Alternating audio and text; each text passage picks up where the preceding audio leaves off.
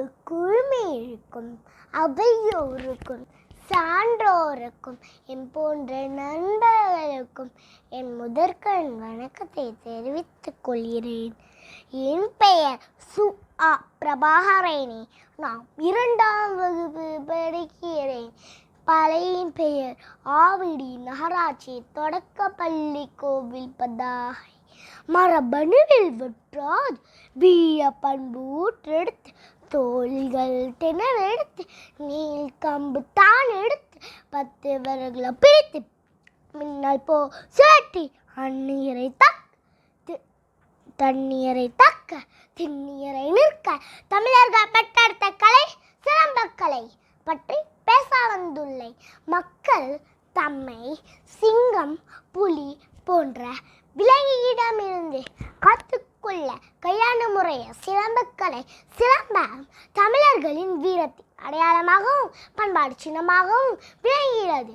திருவிழா மற்றும் கோவில் விழாக்களில் சிலம்பு ஆட்டம் தவறாது இடம்பெறும்.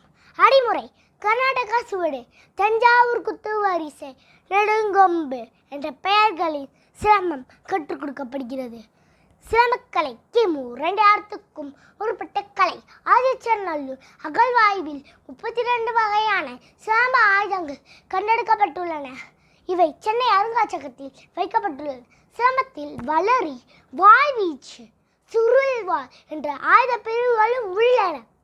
அகத்திய முனிவர் 64 கலைகளையும் ஒன்றாக சிலம்பத்தை குறிப்பிடுகிறார்.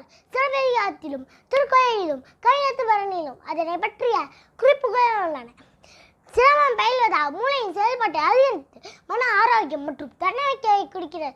குறிப்பாக பெண்கள் தங்களை தற்காத்துக் கொள்ள உதவும் தற்காப்பு கலை. இத்துணை நன்மைகளை தரும் சிலம்பக்கலையை கற்றுக்கொள்வோம். தமிழர்களின் வீரத்தை பறைசாற்றுவோம்.